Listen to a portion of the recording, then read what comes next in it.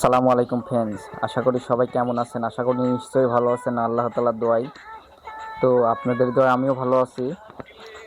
তো এই ভিডিওটা টিকটকে যাবে। তো আমাদের দুজনকে আমাদের দুজনকে আপনারা সবাই সাপোর্ট করবেন এবং লাইক কমেন্ট শেয়ার করবেন, আমরা দুজনে যেন আগাইতে পারি। তো আমরাও আপনাদের সাপোর্ট করব।